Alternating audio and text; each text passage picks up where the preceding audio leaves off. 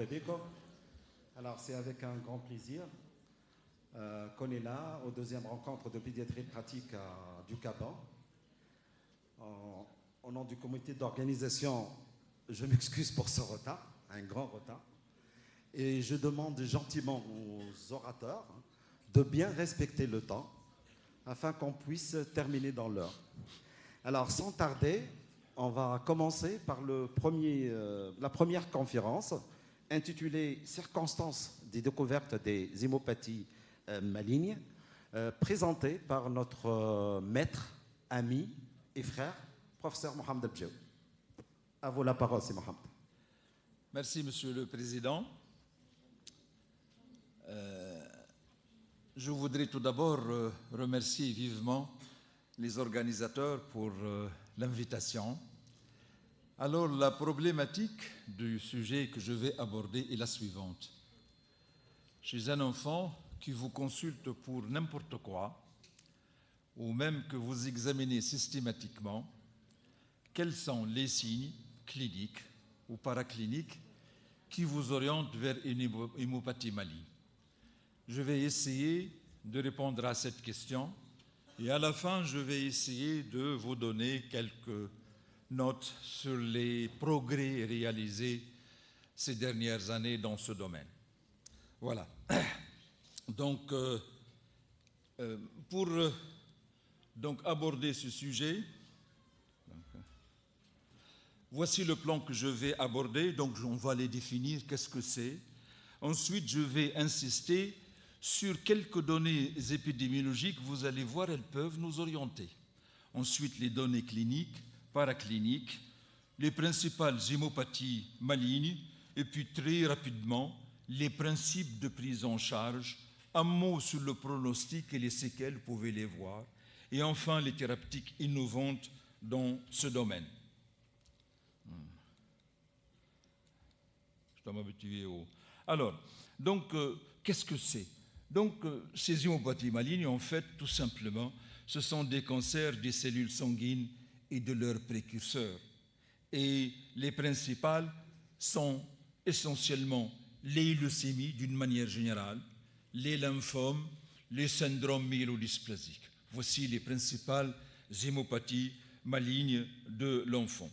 Alors, quelques données d'épidémiologie pour vous dire, comparativement à l'adulte, tout de même, ces cancers sont beaucoup plus rares. Vous voyez l'incidence ici, 10 cas pour 100 000 enfants, donc en pédiatrie, contre 12 000 cas quand même pour 100 000 adultes. En Tunisie, quelques 400 nouveaux cas de cancer apparaissent tous les ans chez les enfants âgés de moins de 15 ans. Et leur répartition, elle est la suivante. Avant l'âge de 5 ans, c'est essentiellement la leucémie X. Mais aussi en oncologie, si vous voulez, ce qu'on appelle les tumeurs du blastème. Au-delà de 10 ans, en hématologie, si vous voulez, c'est surtout les lymphomes, mais aussi les tumeurs cérébrales et les autres cancers. Voici cette répartition, si vous voulez, retenir qu'en matière d'hématologie maligne, la leucémie, le jeune enfant, le lymphome au-delà, si vous voulez. Alors, d'une manière générale, ce sont des maladies qui sont essentiellement sporadiques. Mais tout de même, dans près de 10% des cas, il y a une certaine prédisposition génétique. Donc, si je la connais, je peux m'orienter vers tel ou tel cancer. Des cas familiaux d'abord. Chez un enfant, donc, dont le frère ou la sœur a développé une leucémie, par exemple, est-ce qu'il a des chances de développer lui-même la même leucémie? On vous pose certainement cette question-là. Oui, mais c'est avec un facteur légèrement plus élevé que dans la population générale, si vous voulez. Mais regardez ici, s'il s'agit d'un vrai jumeau. S'il s'agit d'un vrai jumeau, ce jumeau, il a 100% de malchance de faire la même leucose, si vous voulez, si celle-ci se déclare avant l'âge de 1 an. Il y a 20 à 25% de malchance si la leucémie se déclare avant l'âge de 6 ans et un peu moins si elle se déclare au-delà de cet âge-là. Donc voilà, je suis en quelque sorte orienté par cette donnée-là. Ensuite, c'est ce qu'on appelle les syndromes de cassure chromosomique. Les syndromes de cassure chromosomique, qu'est-ce que c'est? Ce sont des maladies relativement rares. Mais si elles existent au sein d'une famille, chez un enfant, vous allez voir que ces maladies-là prédisposent au cancer. Donc je vais m'attendre à mon hémopathie maligne en quelque sorte. Alors, on ne sait pas pourquoi ces cassures chromosomiques provoqueraient ou prédisposeraient au cancer. Probablement, c'est des atteintes de l'ADN, donc notamment les anomalies de réparation, parfois des défauts de réparage de l'ADN. Alors, ces cancers, comme vous le savez, ils s'accompagnent d'une hypersensibilité à certains types de radiation. Vous connaissez tous le xéroderma pigmentosum, une extrême sensibilité à la lumière, au soleil, les radiations ionisantes, notamment les rayons X, mais aussi gamma dans l'ataxie, télangiectasie et d'autres déficits immunitaires, les agents alkylants tels que la cyclophosphamide dans la maladie de Fanconi. Ces syndromes de cassure chromosomique sont assez souvent associés à un emballement du système immunitaire qui favoriserait lui aussi le développement de cancer chez ces enfants-là. Et donc, l'incidence de tumeurs malignes chez ces malades-là, elle est élevée. Alors, les principaux donc, à connaître, le chef de file, comme vous connaissez, c'est la maladie de Fanconi.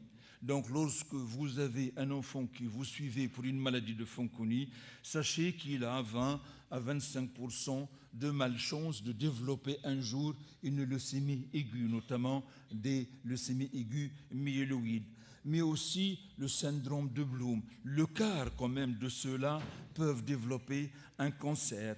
L'ataxie télangiectasie, qui n'est pas tout à fait rare en Tunisie, ils ont 10 à 25% de malchance de développer un cancer. D'autres déficits immunitaires sont relativement rares, mais s'ils sont là, ils peuvent favoriser donc le développement de cancer.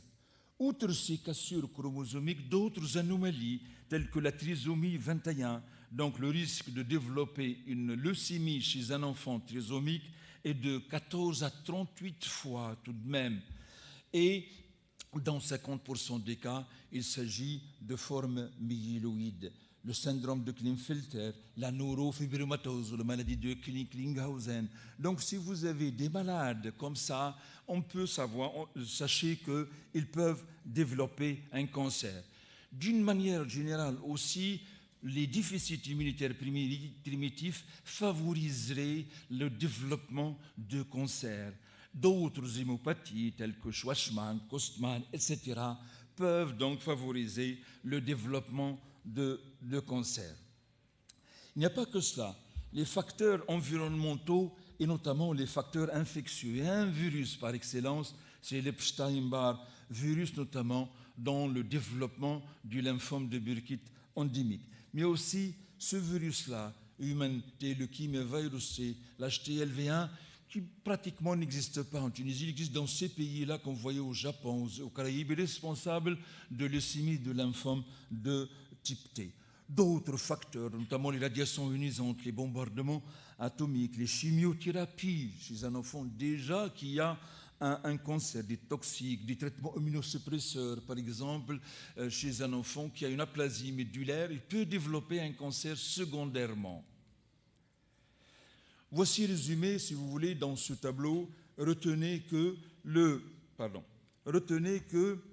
essentiellement, lorsque vous êtes face à un vrai jumeau, donc quand vous voyez l'incidence ici et ces anomalies chromosomiques d'une manière générale. Alors, les signes cliniques d'appel, alors, ils sont extrêmement variés et parfois très banals, mais il ne faut absolument pas les banaliser. Tout symptôme, si vous voulez, aux signes persistants et fixes dans le temps, plusieurs jours, parfois plusieurs semaines, vous devriez vous dire, mais ce symptôme-là qui est fixe, donc il peut signifier quelque chose d'organique, entre autres un cancer. C'est comme ça qu'on devrait, si vous voulez, raisonner.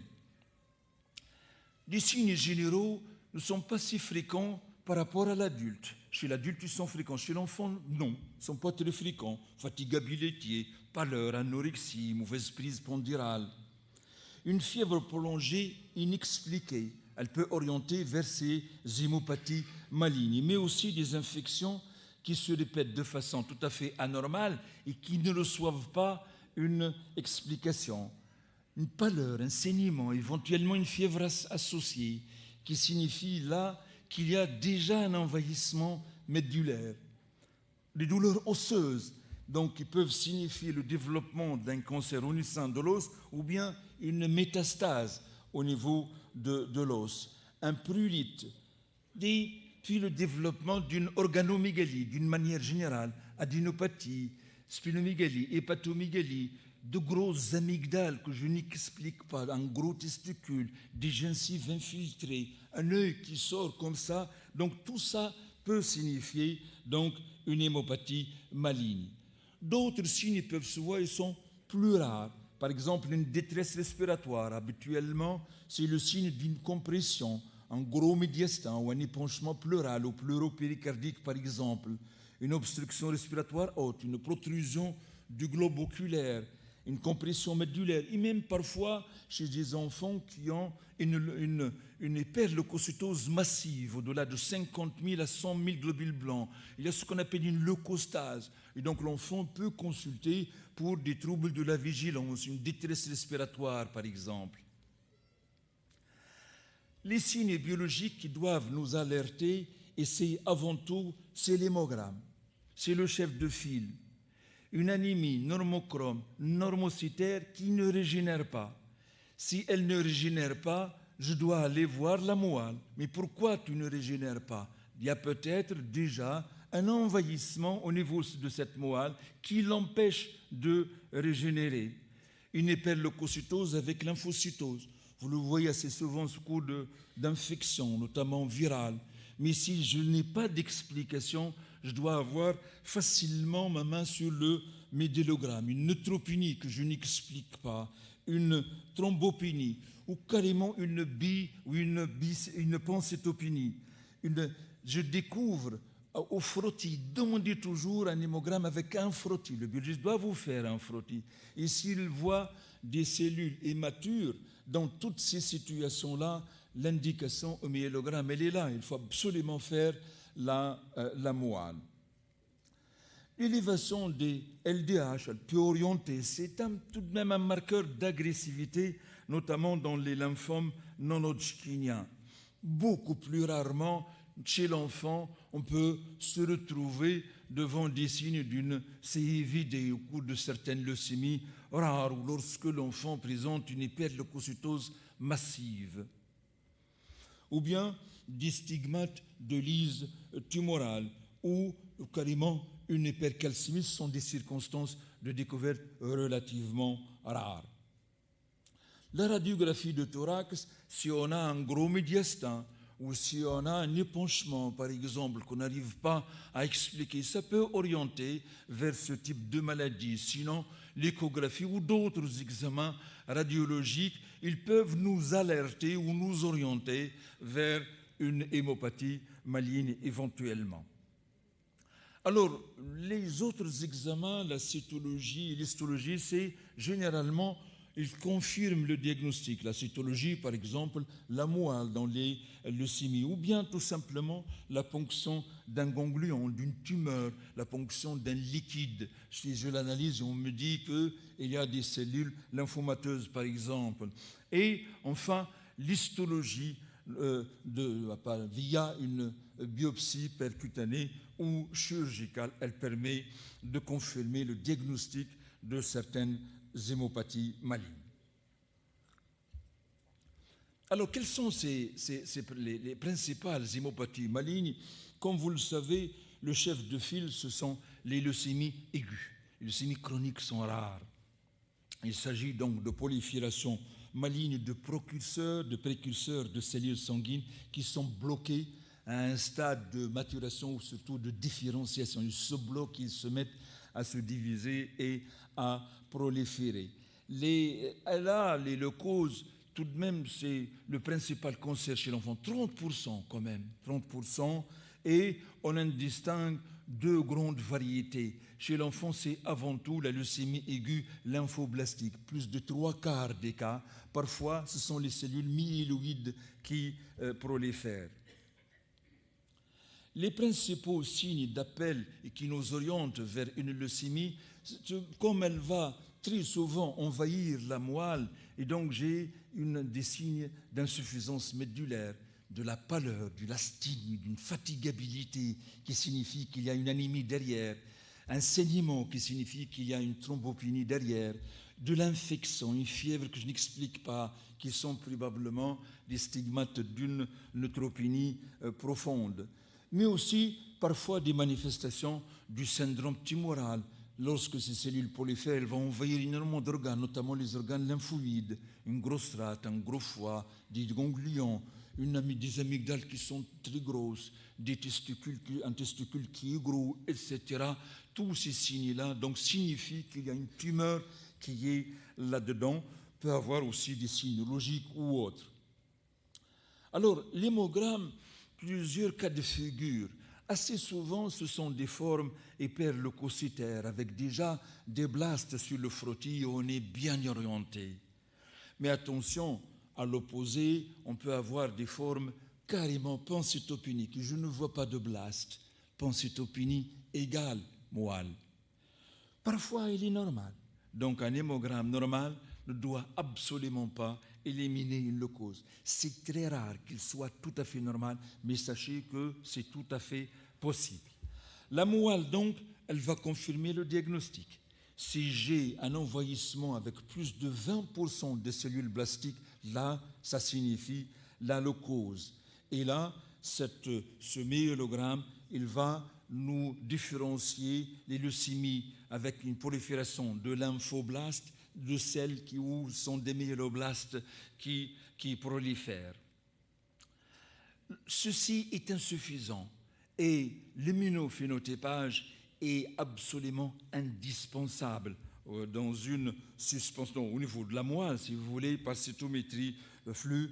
On va donc confirmer tout d'abord que ces cellules, elles sont d'origine donc hématopoïétique. C'est ce marqueur-là qui va nous dire oui, elles proviennent donc de la cellule souche hématopoïétique. Pour les leucémies aiguës lymphoblastiques, donc s'agit-il de lymphoblastes de type B ou T? Là, le immunophénotypage va nous le dire. Pour les leucémies aussi myéloblastiques, il va nous dire que la prolifération, elle est faite de cellules plutôt myéloïdes. Donc, cytologie, immunologie, mais aussi la génétique. Elle est extrêmement importante pour finir le diagnostic et pour établir avant tout un pronostic, si vous voulez. Parfois, il s'agit d'anomalies de nombre. Les hyperploïdies, habituellement, sont associées à un bon pronostic. Ou bien ce sont des anomalies de structure, quelles qu'elles soient, des délétions, des inversions, des translocations. Habituellement, elles sont associées à un mauvais pronostic.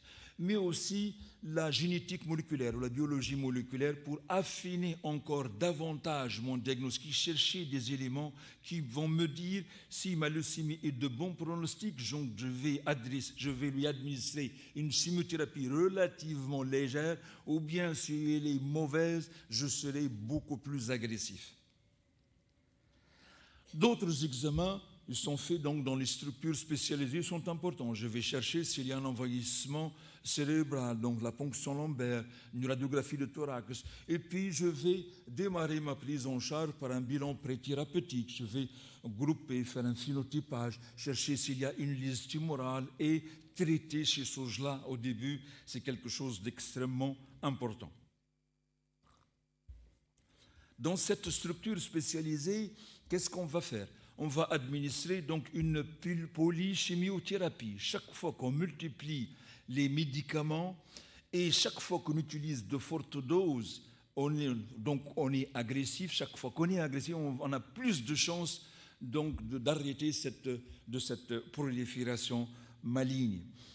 Mais ce qui est important, c'est qu'il s'agit d'une polychimiothérapie personnalisée. En fonction des divers éléments que nous avons vus, je vais administrer telle ou telle chimiothérapie. Et ceci, comme vous voyez, ça a permis de guérir tout de même 8 enfants sur 10, ma foi. Donc là, c'est un chiffre colossal, il est extrêmement important. 8 enfants sur 10 atteints de leucémie, notamment lymphoblastique, guérissent, y compris en Tunisie. Ces protocoles de traitement, ils tiennent compte de beaucoup de choses. La clinique, bien sûr, si j'ai un tout petit nourrisson, c'est une chimiothérapie à part. Chez le grand enfant, c'est toute une autre. La biologie, si j'ai énormément de blastes, ils vont me gêner, je vais m'adresser à eux. D'abord, l'immunophénotypage, quel type de cellules qui prolifèrent. Je vous ai dit l'importance donc de la génétique, mais aussi la réponse au traitement. Lorsqu'ils répondent, notamment dans les ALS, lorsqu'ils répondent à la corticothérapie Ag8, on dit que c'est un très très bon signe donc pour la suite du traitement. Le deuxième cancer, ce sont les lymphomes. Ils sont essentiellement caractérisés ici par une prolifération maligne de cellules lymphoïdes. Et on distingue, comme vous le connaissez bien, ce qu'on appelle les lymphomes d'Hodgkin, anciennement appelés maladies de Hodgkin, et les lymphomes dits non-hodgkiniens. Le lymphome de Hodgkin, 40% des lymphomes pédiatriques. L'âge de prédilection, c'est un grand enfant, c'est un adolescent ou un adulte jeune, essentiellement. Les signes cliniques de révélation, souvent, c'est un enfant qui vous consulte pour une adénopathie cervicale, qui n'a pas reçu d'explication, qui est là, en quelque sorte. L'altération de l'état général, parfois avec de la fièvre, une fièvre notamment récurrente, un prurite, des douleurs osseuses, qui signifie déjà qu'il a migré vers l'os ou ailleurs. Rarement des signes de compression trachéobronchique. D'une manière générale, les localisations cervico-médiastinales sont de loin les plus fréquentes à la radio sous forme de coulées ou de masse thymique, avec possibilité, bien sûr, d'atteinte de n'importe quel organe, le poumon, par contiguïté ou non, l'os, le foie, etc., etc. Le diagnostic repose sur l'histologie ici. L'histologie va vous dire donc la fameuse cellule de Sternberg qui signifie donc le lymphome hodgkinien. Une chimiothérapie là aussi associée à une radiothérapie généralement et associée à un bon pronostic. Les lymphomes non hodgkiniens, c'est la troisième tumeur pédiatrique, si vous voulez, après la leucémie aiguë et les tumeurs cérébrales. Vient ensuite ces lymphomes non hodgkiniens. Donc, quelques caractéristiques par rapport à l'adulte. Ça n'a rien à voir. Ça n'a rien à voir avec la médecine adulte. Là, ils impliquent des cellules lymphoïdes BET peu matures. Deuxième chose, une cinétique de croissance très rapide avec une dissémination précoce et à distance. C'est important. Ce sont des cancers relativement galopants en quelque sorte. L'histologie en pédiatrie, elle est beaucoup moins complexe que chez l'adulte avec des lymphomes diffus de haut grade de malignité. Et ils sont assez souvent chimiosensibles, donc c'est une chance pour eux et pour nous pédiatres. Le Hodgkin, c'est une maladie de l'adolescent, de l'adulte jeune. Là, vous voyez, le pic d'âge, c'est 7-9 ans. Ils sont très rares avant l'âge de 2 ans. Donc, on distingue les lymphomes B endémiques de type Burkitt. Ceux-là, ils ne se voient pratiquement pas, si vous voulez, chez nous, c'est surtout dans les régions d'endémie paludienne. En Afrique essentiellement équatoriale, et là on va retrouver le génome de l'EBV dans environ 95%. Mais aussi le lymphome B dit sporadique dans les pays tempérés, par exemple chez nous aussi, et le génome de l'EBV, il peut être retrouvé dans environ 20% des cas. Alors les localisations primitives, vous voyez donc, il peut se localiser n'importe où. Dans le tube digestif, comme vous voyez, au médiastin, au ORL, dans les ganglions et ailleurs. Donc le lymphome peut se localiser, ces lymphomes non-Hodgkin peuvent se localiser n'importe où, et avec ensuite des localisations secondaires. La moelle osseuse, elle est envoyée dans 20 à 30% des lymphomes B au diagnostic, le système nerveux et ailleurs. Et parfois on se pose la question, la tumeur primitive, elle est où? 4 types histologiques, vous vous en foutez en quelque sorte, mais de point de vue pragmatique et de point de vue thérapeutique, ce qui nous intéresse le plus, ces cellules qui prolifèrent, c'est quoi? Et on distingue les lymphomes dits B. C'est la majorité des cas, plus de 3/4 des cas, ils sont essentiellement à localisation digestive. Et comme vous le voyez, on a beaucoup d'espoir avec ces lymphomes-là. Et les lymphomes qui ne sont pas de nature B, les cellules, donc c'est tout autre. Donc ils peuvent se localiser ailleurs. Alors le diagnostic, c'est relativement en urgence. On a dit que ce sont des tumeurs qui diffusent assez rapidement. Je peux ponctionner ici au niveau de le ganglion, la tumeur, un liquide. Je peux avoir un diagnostic, une orientation. Plus rarement, c'est une ponction à l'aiguille fine d'une tumeur abdominale, par échographie, par exemple. Exceptionnellement, on est obligé d'aller vers une chirurgie relativement lourde, telle que la médiastinoscopie ou une thoracotomie. Comme dans la leucémie aiguë, ces 3 examens vont affiner le diagnostic et surtout le pronostic, la cytologie, l'immunologie et la génétique. Le bilan d'extension, vous avez vu, diffuse rapidement et donc est tout aussi important. Alors, le pronostic, là aussi, vous voyez ces chiffres, ils sont extrêmement intéressants. 80% des lymphomes de type B peuvent être guéris de traitements intenses, c'est vrai, mais relativement courts par rapport à la leucémie, par exemple. Et les autres, 65 à 70%, c'est pas peu. Donc, lymphoblastiques non B, donc de stade étendu, peuvent être guéris par un traitement relativement lourd, mais prolongé. Alors, les autres hémopathies malignes sont plutôt rares. Tout ce qui est leucémie chronique, c'est quelque chose de rare quand même en pédiatrie. L'histiocytose maligne et d'autres cancers sont beaucoup plus rares. Alors, je vais vous aborder maintenant quelque chose d'important. C'est l'annonce du diagnostic. L'annonce du diagnostic d'une maladie grave. Je tiens bon à cela parce que c'est important. L'annonce d'une maladie grave est un moment particulier de la relation médecin avec son patient et la famille au sens large du terme. C'est quelque chose de capital. Elle conditionne en quelque sorte la suite du traitement. Elle conduit toujours à un retentissement psychologique important chez l'enfant et chez sa famille. Et c'est vraiment un temps essentiel pour une meilleure observance, pour une alliance thérapeutique, pour que cet enfant et sa famille adhèrent réellement à ces traitements hautement agressifs et lourds. Elle demande du temps, de la disponibilité et surtout de l'expérience. Elle est délivrée de manière progressive, au cours d'entretiens parfois répétés et rapprochés, réalisés avec empathie dans un environnement permettant confidentialité et intimité. C'est capital, ce n'est pas dans les couloirs.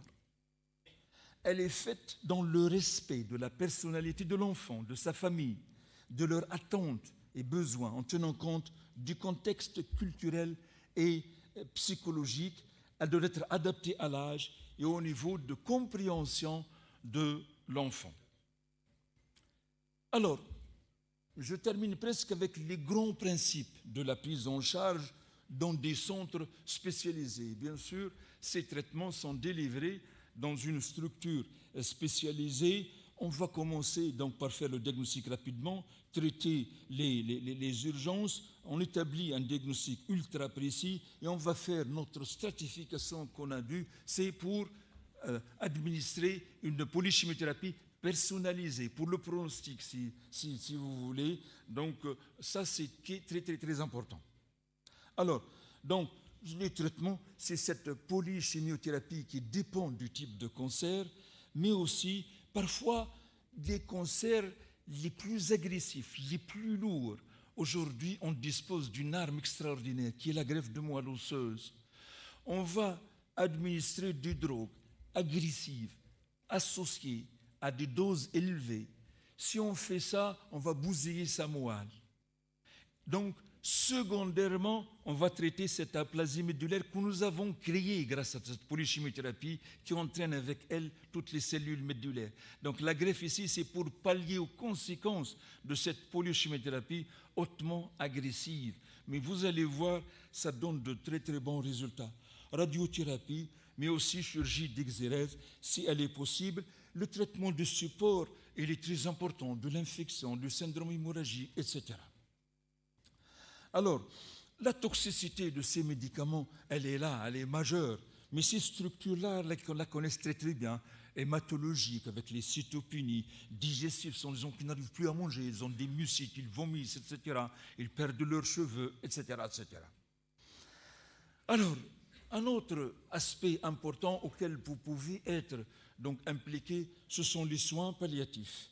Dans des cancers d'emblée réfractaires à tout ce que nous administrons, ou bien lorsqu'il y a rechute. Alors, là, vous êtes impliqué pour traiter la douleur, une éventuelle hypoxie, pour transfuser, pour traiter l'infection. Donc, généralement, on fait appel aux médecins traitants pour faire tout cela. Alors, le pronostic. Sachez que aujourd'hui, ou la médecine d'aujourd'hui et du futur, elle s'intéresse aux soins, mais aussi à la qualité de vie. Ça ne sert à rien de faire vivre un malade, mais avec un handicap majeur. Donc, vivre bien et vivre mieux, ça c'est capital. Alors, chez l'enfant, la survie globalement à 5 ans est de près de 80%. Ma foi, c'est un chiffre colossal, il est extrêmement important. Dans les leucémies, le taux, en fonction de l'âge, du type, entre 70 à 95%, au prix, c'est vrai, d'un traitement lourd et surtout prolongé.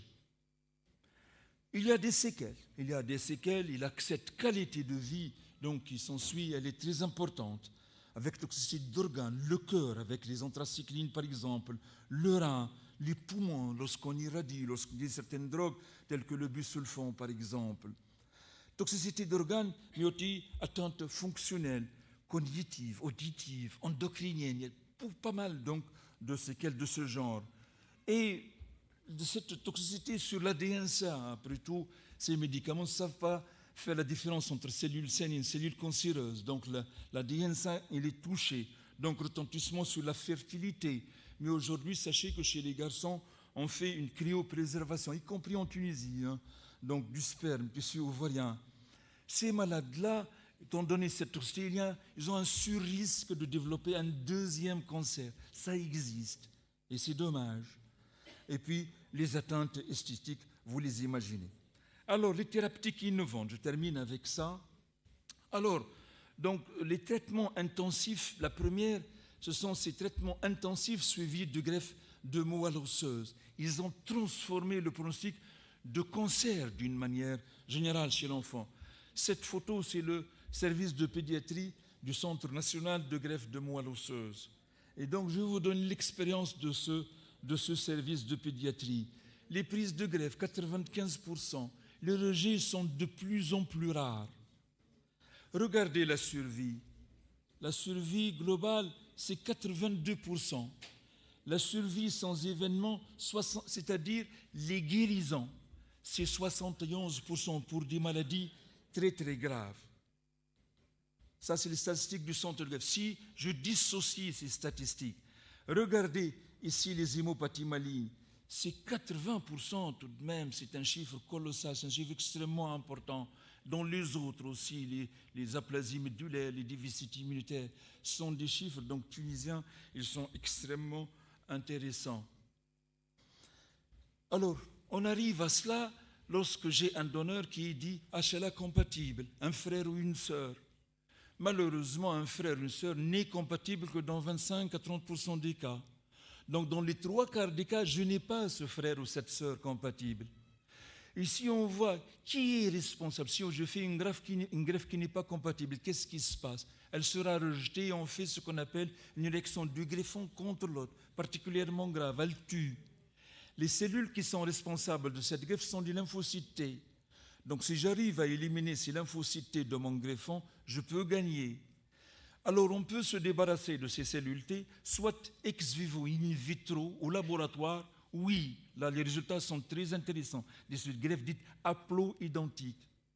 Mais aussi, regardez cette publication en 2014, et là, pour la première fois, je peux éliminer ces lymphocytes T in vivo, chez le malade lui-même.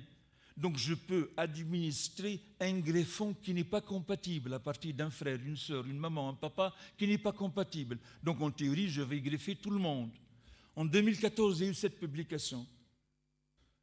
Et en quelques mois après, nous avons commencé, nous en Tunisie, à faire ce type de greffe. Et vous voyez ici ce first report. Ce first report, donc c'est une première dans le monde dans les déficits immunitaires. C'est un petit nourrisson de 3 mois qui a un déficit immunitaire combiné sévère. On lui fait cette greffe de ce type-là et on a gagné. On a gagné et depuis d'autres équipes ont suivi à Paris, ailleurs. Et aujourd'hui, on est à plus d'une 50aine de ce type de greffe. Regardez nos statistiques à Tunis. Les déficits immunitaires, ils englobent la majeure partie. Mais les hémopathies malignes aussi, c'est 27%. Et d'autres, telles que des aplasies médulaires sévères ou autres. Donc, c'est une révolution en matière de greffe. Regardez la survie globale ici, elle est de 70%. La survie sans événement, c'est-à-dire les enfants guéris de leur maladie, c'est 2 enfants sur 3. 2 enfants sur 3. La GVH, quand même, c'est beaucoup, mais on arrive à les maîtriser tout de même. La GVH chronique, c'est beaucoup plus rare, donc une qualité de vie ultérieure intéressante. Si je dissocie mes hémopathies malignes, elles sont là. Regardez les 2 enfants sur 3 qui ont une hémopathie maligne grave, qui a échappé à tout ce que nous avons donné, il peut guérir par greffe. C'est quelque chose d'extrêmement intéressant. Dans les déficits immunitaires, les 3/4 peuvent guérir de ce type de greffe. Notamment les déficits combinés sévères en Tunisie, on est presque à près de 89 enfants sur 10 pratiquement guérissent par ce type de greffe et c'est une fierté pour notre pays. Alors, ces progrès donc, de la recherche, d'une manière générale, ont permis de mieux affiner le mécanisme. Et donc, si on affine le mécanisme, on peut affiner notre thérapeutique. Et voici donc cette immunothérapie. Donc, ces 2 messieurs ont eu le prix Nobel en 2018 grâce donc, à cette immunothérapie par ce qu'on appelle les T-CAR cells. Un cancer, c'est quoi? C'est une prolifération qu'on n'arrive pas à contrôler, que notre système immunitaire, il est là pour ça, en fait, et il n'arrive pas à la maîtriser. Donc, si je peux agir sur mon système immunitaire, c'est quelque chose de fantastique.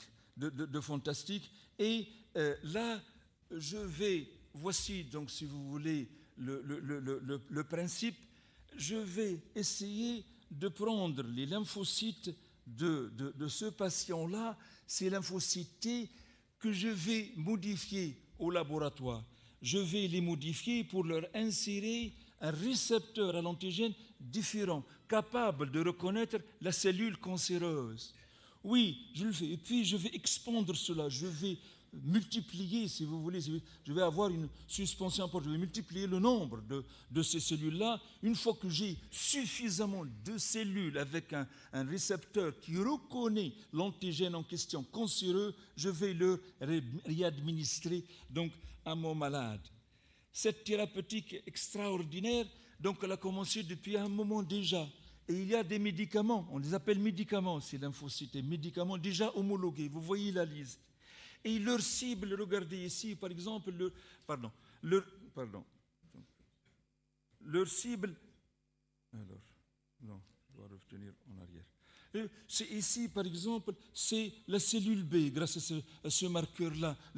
Donc, ce sont ces proliférations qui nous embêtent en pédiatrie. C'est lymphome, c'est leucémie, assez souvent de type B. Donc, ces formes agressives qui ne répondent pas au traitement, je peux avoir donc une solution pour eux. Des résultats spectaculaires. Tout de même, on sait qu'on est en face d'une leucémie réfractaire qui n'a répondu à rien du tout, y compris la greffe, et aussi des lymphomes diffus à grandes cellules B réfractaires qu'on arrive à sauver 4 enfants sur 10. Des effets indésirables parce que je vais activer ces cellules, vont relarguer dans la circulation un tas de cytokines, vont embêter le mal. Mais on connaît ce qu'ils peuvent faire et on peut donc traiter ces complications. Une neurotoxicité qui est dépendante de ces cytokines qu'elle libère. Et donc je vais bousiller mes lymphocytes B, donc je peux avoir un déficit B associé, mais là je peux le traiter, il ne me gêne pas. Il ne me gêne pas. Le coût, voici le problème, le coût. Donc, ça ne se fait pas, malheureusement, encore en Tunisie. J'espère que dans les années à venir, et je me tourne vers toi et vers nos immunologistes pour favoriser cela. Donc, le coût, vous voyez, une seule injection de cela, combien ça coûte aux États-Unis. D'autres innovations. On va améliorer encore et encore, si vous voulez, ces cellules-là en injectant de l'interleukine 2 ou autre. Et donc, disons que les prochaines années, on va avoir beaucoup d'innovations. On va sauver encore beaucoup plus de malades et mieux. Merci vivement de votre attention.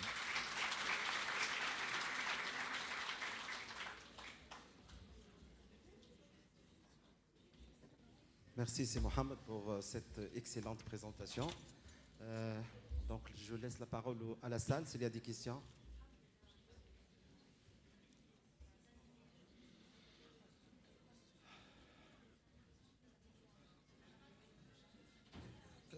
Au fond de la salle. Cette lumière nous gêne.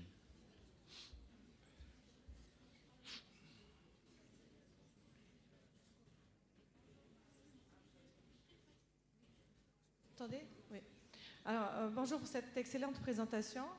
Moi, j'avais une question. En fait, je voulais savoir, est-ce qu'une anémie aiguë régénérative, comment elle peut être un signe d'appel ou un début d'une leucémie, par exemple, si on n'a pas une atteinte des autres lignées? Je ne comprends pas comment ça se passe pour avoir leucémie. Ça veut dire, qu'est-ce qu'on va trouver dans la moelle? Très, très bonne question. Comme je vous dis, il est rarement que ce soit isolé. Mais vous, tout de même, lorsque vous avez une anémie régénérative et vous n'avez pas d'explication, elle peut ne pas régénérer parce que les ingrédients indispensables pour fabriquer un globule rouge ne sont pas là. Par exemple, il n'y a pas de fer, ou il n'y a pas d'acide folique. Là, ce sont des anémies qui sont hypochromes et microcytaires. Mais lorsqu'elle est normochrome, normocytaire et qu'elle ne régénère pas, c'est qu'il y a un problème au niveau de ma moelle. À ce stade-là, j'ai un problème. Ça pourrait être une leucose. Habituellement, oui, tu as raison. Lorsqu'il s'agit de leucose, habituellement, c'est un envahissement. Et donc, si elle est envahie, elle embête la lignée rouge, mais aussi d'autres lignées. Mais pour vous, le réflexe anémie, normochrome, normocytaire, régénérative, je n'ai pas d'explication. Ce n'est pas de la carence. Je dois aller voir la moelle. D'accord, merci. Merci beaucoup Merci, pour l'invitation.